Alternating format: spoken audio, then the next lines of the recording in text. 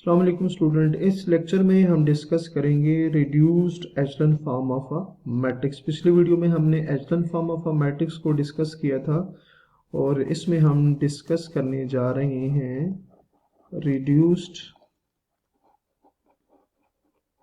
Echelon form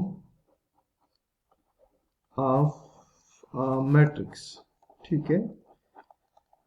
अच्छा, इसमें भी स्टूडेंट क्या होगा कि कोई मैट्रिक्स अगर दो कंडीशंस को सेटिस्फाई करे तो हम उसको क्या कहेंगे कि वो जो मैट्रिक्स है वो रिड्यूस्ड एचेलॉन फॉर्म में। ठीक है। सो लेट्स से कि A is a matrix of order, कोई जनरल ऑर्डर लेंगे m क्रॉस n। ए जो है वो हमारे पास क्या है, किसी भी ऑर्डर का एक मैट्रिक्स है और हम ये देखना चाह रहे हैं कि वो रिड्यूस एचेलॉन है या नहीं है। सो पहली कंडीशन क्या है कि जो ए है इट इज इन, उसका रो एचेलॉन फॉर्म या जस्ट एचेलॉन फॉर्म में होना जरूरी है। It is in echelon form, in echelon form और रो एचेलॉन फॉर्म, रो एचेलॉन फॉर्म। ठीक है। पिछले वीडियो में आपको ये मैं बात बता चुका हूँ कि चाहे एचेलॉन फॉर्म हो या रिड्यूस एचेलॉन फॉर्म हो, ये बातें चाहे एचेलॉन फॉर्म हो या रो एचेलॉन फॉर्म हो, ये दोनों बातें आपस में सेम होती हैं, इससे कोई फर्क नहीं पड़ता। तो पहली कंडीशन क्या है कि वो मैट्रिक्स जो है वो एचेलॉन फॉर्म में होना चाहिए। नेक्स्ट सेकंड नंबर पे जो प्रॉपर्टी है या पॉइंट है वो क्या है कि the first non zero entry, the first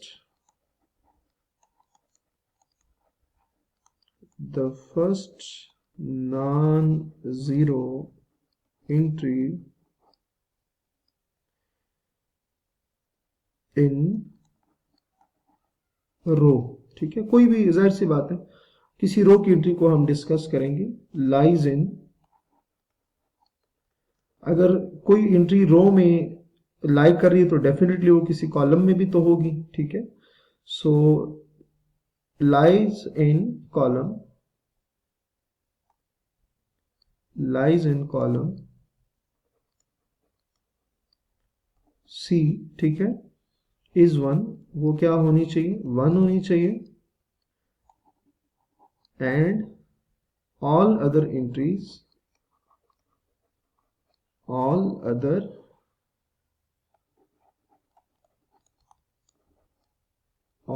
other entries are zero, are zero।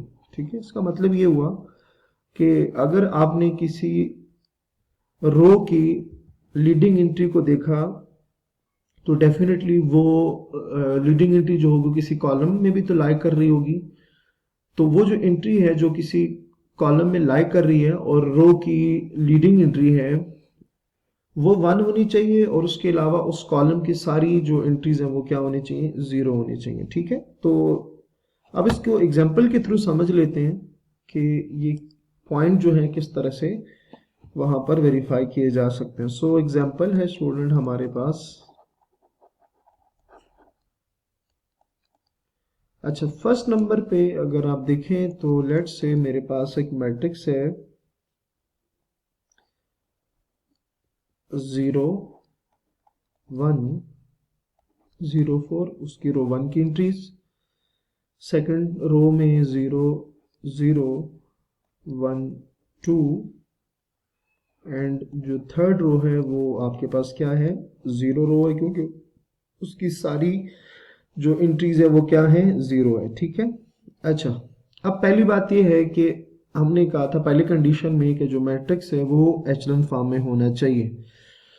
तो क्या ये एचेलॉन फॉर्म में है, तो चलिए पहले वो चेक कर लेते हैं। अच्छा, एचेलॉन फॉर्म की पहली कंडीशन क्या थी कि लीडिंग एंट्री से पहले जो जीरोज हैं वो हर आने वाली रो के हिसाब से बढ़ते रहने चाहिए। यहाँ लीडिंग एंट्री 1 है, यहाँ लीडिंग एंट्री 1 है, लीडिंग एंट्री से पहले नंबर ऑफ जीरोज 1 है, जबकि यहाँ सेकंड रो में 1 से पहले या लीडिंग एंट्री से पहले नंबर ऑफ जीरोज जो है 2 है। तो पहली कंडीशन क्या हो रही है, फुलफिल हो रही है क्योंकि जीरोज की तादाद जो है वो इंक्रीज होती जा रही है रो वाइज। ठीक है। पहली कंडीशन ये। सेकंड कंडीशन ये थी कि अगर जीरो और नॉन जीरो रोज इकट्ठी आ जाए मैट्रिक्स में तो जो जीरो रो है वो सबसे लास्ट में होनी चाहिए। तो आप यहाँ देख सकते हैं कि जो जीरो रो है वो सबसे आखिर में है।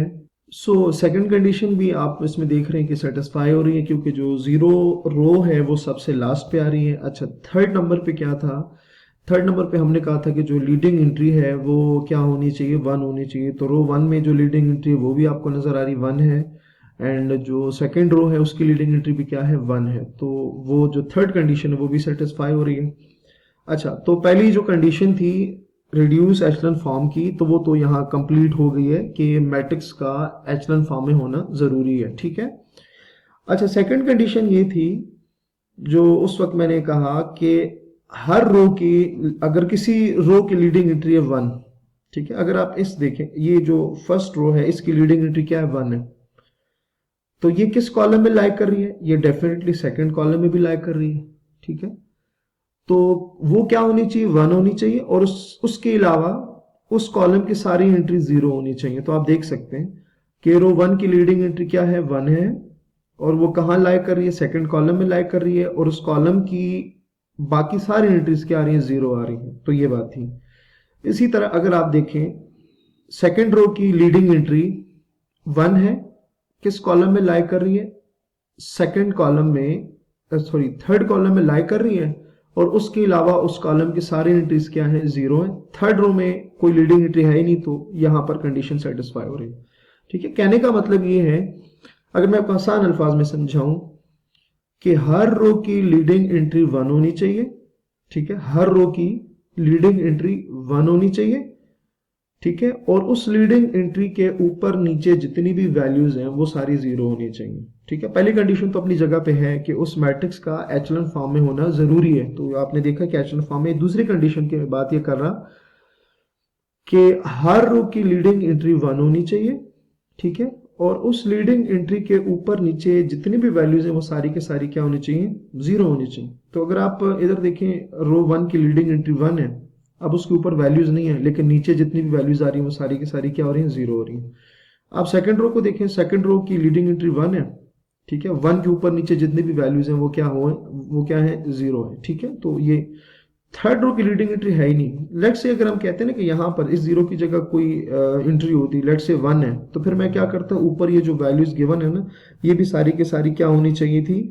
ये भी आपके पास होनी चाहिए थी जीरो जीरो। ठीक है। सो इस तरह से आपने देखना है कि ये जो मैट्रिक्स है ये दोनों कंडीशंस को सेटिस्फाई कर रहा है। तो ये हमारे पास जो फॉर्म थी ये क्या थी? Reduce echelon form of a matrix. ठीक है। ये दोनों जो हमने डिस्कस किए, echelon form and reduce echelon form, इसको हम यूज करते हैं नॉन होमोजीनियस लीनियर इक्वेशंस का सोल्यूशन फाइंड करने के लिए। ठीक है। तो नेक्स्ट जो हमारा टॉपिक है वो वही है। सो अपना बहुत सारा ख्याल रखिएगा। अल्लाह हाफिज।